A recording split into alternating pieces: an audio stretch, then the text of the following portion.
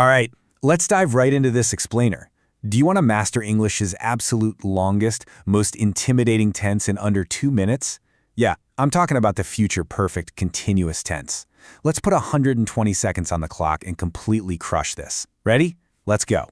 So, here's your ultimate life hack for knowing exactly when to pull this tense out. If you're counting how much or how many things you're going to have finished by a certain deadline, stick to the simple tense. But if you are measuring how long a continuous process takes right up to that future deadline, well, that's when you use the future perfect continuous. It's literally all about the duration of an ongoing process.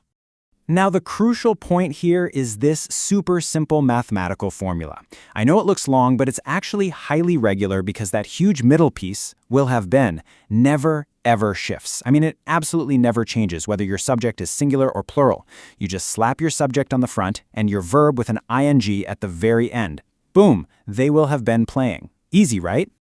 Okay, moving on. Here is the absolute biggest trap people fall into.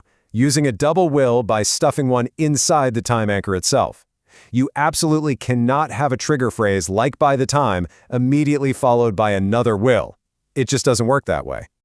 So, what's the fix? Well, even though you are projecting way into the future, your time anchor has to strictly stay in the present simple. So it's definitely not when the clock will strike midnight. No way. It's when the clock strikes midnight, I will have been working for 10 hours. See the difference? Let's rapid-fire troubleshoot 3 more massive mistakes to avoid. Number 1, dropping your auxiliary verbs entirely. You can't just skip them. You really need that whole will have been working block.